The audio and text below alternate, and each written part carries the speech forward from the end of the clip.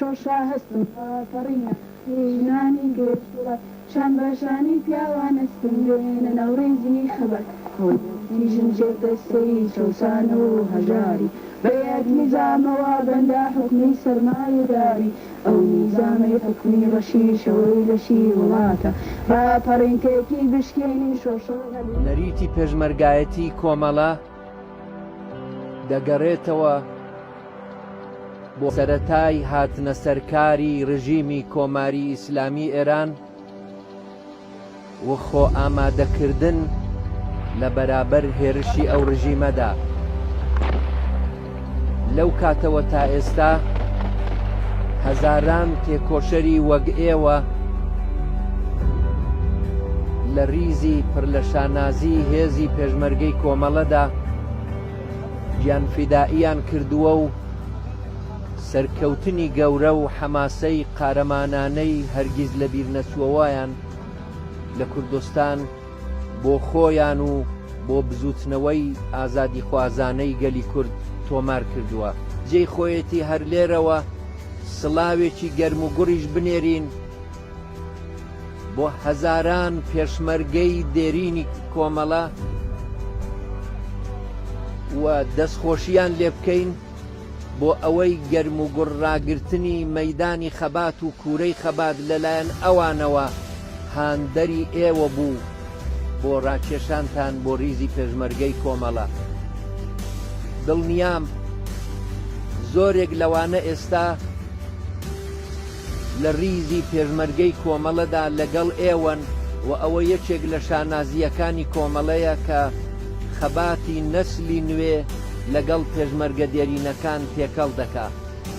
هەندێک لەوانەش بەهۆی کەمتاقەتی و بێتواناییەک کە لە ئەسەر تەمەنەوە بۆیان پێش هاتووە یا کەمەندامیەک کە بەهۆی خزمەتکردن لە ریزەکانی پێشمەرگەی کۆمەڵەوە و لە بەرەنگاری دوژمندا تووشی بوون ئێستا ڕاستەوخۆ لە ریزی پێشمەرگەی کۆمەڵەدانین، بەڵام ئەوانە کادری جێمتمانە و جێباوەڕی گەورەی کۆمەڵانی خەڵکی کوردستانن. دڵنیام هەروەکو چۆن لە ڕابردوودا دەور و نەخشی درەوشاوەیان لە خەباتماندا هەبووە، لە داهاتووشدا لە نێو کۆمەڵانی خەڵک هەروە پێشەنگ و خەباتکار دەمێننەوە. هاوڕێیانی تازە پێشمەرگە شانازیەکی گەورەیە کە لە سەردەمێکی ئاوا هەستیاردا ئێوە چەکی پڕ لە شانازی پێشمەرگایەتی کۆمەڵەتان لەشان کردووە. سەر تاسەری ڕۆژهەڵاتی ناوەڕاست لە بەردەم گۆڕانێکی گەورەدایە. هەست بە گۆڕان لە نێو هەموو تان و پۆی کۆمەلگای ئێران و بەتایبەتی لە تان و پۆی کۆمەلگای کوردستاندا هەستی پێدەکرێت. خەڵک چیدی کە وەک جاران قبول ناکەن، بەتایبەت نەسلی نوێ، نەسلی لاوان، نەسلی کوڕان و کچانێکی کە نایانەوێت چیدی کە لە ژێردەستەیی و لە سوکایەتی و لە ژێر هەڕەشەی ئەشکەنجە و ئیعدام و لە ژێر ستەمکاریە کە ڕژیمی ڕەشی کۆماری ئیسلامی بەسەر کوردستاندا سەپاندوویەتی بژین. ئەو نەسلە تازە قبول نەکەرا، ئەو نەسلە تازە یاخیە، ئەوانەی کە چیدی کە ئامادەنین باڵی ڕەشی دیکتاتۆری کۆماری ئیسلامی بەسەر کوردستاندا کشابێ، نەسلێکی کە ئامادە نییە بۆ سەردانەواندن، بەڵکو ئامادەی بەرەنگاربوونەوە و وەستانەوەیە سەرەڕای ئەوەی دەشزانێت ڕزگاری هیچ نەتەوە و چینێک بەبێ خەبات و قوربانی بەبێ تەحملی سەختی بەدینایە. ئەم نەسلە خەباتکارە، ئەم نەسلە بەگشدا چووەوە، ئەم نەسلە قبول نەکەرە، ئەم نەسلە شۆڕژگێر و خەباتکارە بێگومان ڕێگەی خۆی لە ریزی پێشمەرگەکانی کۆمەڵەدا دەدۆزێتەوە. پێم خۆشە هەر لەم ڕێگەیەشەوە پەیامێک بۆ هەموو جوانانی کوردستان، بۆ هەموو تێکۆشەرانی کوڕ و کچی کوردستان لە هەر گوند و شارێک هەن لە هەر ئوستان و دەبەرێکی کوردستانی ڕۆژهەڵاتدا دەژین بنێرم و پێیان بڵێم باشترین جێگا بۆ درێژەدان بە خەباتی خۆیان، باشترین ڕێگا کە ئاڵای ڕزگاری گەلی کورد و ئاڵای ڕزگاری هەموو چەوساوەکان و ئاڵای یەکسانی ژنان و پیاوان و ئاڵای عەداڵەتی کۆمەڵایەتی هەڵکردووە کۆمەڵەی شۆڕژێری زەحمەتکێشانی کوردستانە و لە نێو ریزەکانی هێزی پێشمەرگەی کۆمەڵەدایە کە ئەوان بە باشترین شێوە دەتوانن لە پێناو ئامانجە بەرزەکانیاندا لە پێناو خەون و ئامانجەکانیاندا خەبات بکەن، نەک هەر بە تاک بەڵکو بە کۆ بە گروپ و کۆمەڵ لاوانی کوردستان دەتوانن لە دەوری یەکتری کۆبنەوە و بڕیار بدەن و بە کۆ بێنە ڕێو هێزی پێشمەرگەی کۆمەڵە.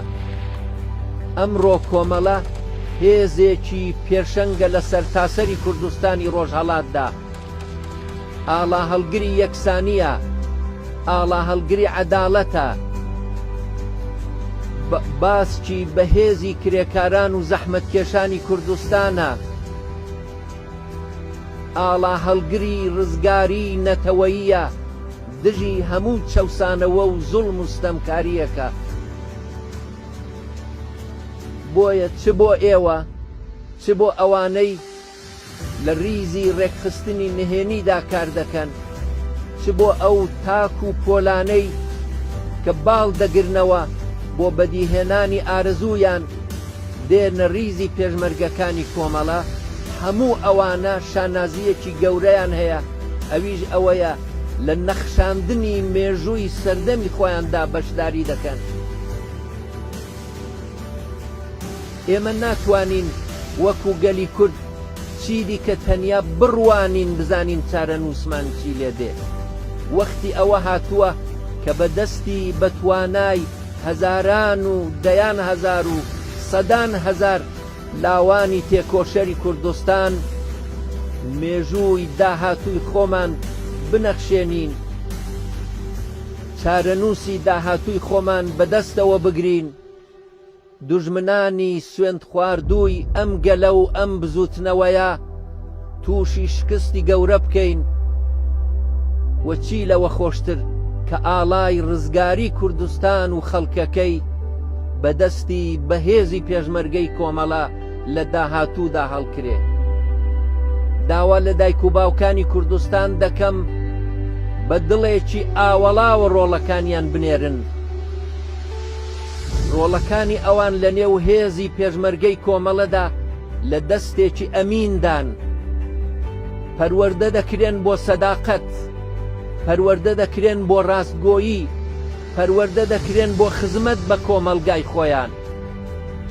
ئەخلاقی چاکیان فێر دەکرێت، فیداکاری و خزمەتگوزاریان بۆ میلەت فێر دەکرێت، دۆستایەتی و هاوپشتی و هاوخەباتی یەکتریان فێر دەکرێت. بۆیە بە دڵێکی ئاواڵاوە بهێڵن و تەنانەت هاندەریش بن ڕۆڵەکانیان بێن بەرەو پێشمەرگایەتی کۆمەڵە. ئەو شانازیە بێگومان لە بنەماڵەی ئەواندا دەمێنێتەوە. ڕۆژی ئازادی هەردێت، ڕۆژی سەربەرزی و ڕزگاری ئێمەش هەردێت. لەو ڕۆژەدا ئەوان و ڕۆڵەکانیان و ئەوان بە بۆنەی ڕۆڵەکانیانەوە سەربەرزی ناو خەڵک دەبن. سوپاسی خەڵکی کوردستان دەکەم کە سەرەڕای هەموو دیکتاتۆری و چەوسانەوە و ئیعدام و ئەشکەنجەیەک دەستیان لە خەبات هەڵنەگرتووە و ئەوە خەڵکی کوردستانن کە چرای خەباتی کۆمەڵەشیان داگیرسا و هێشتۆتەوە.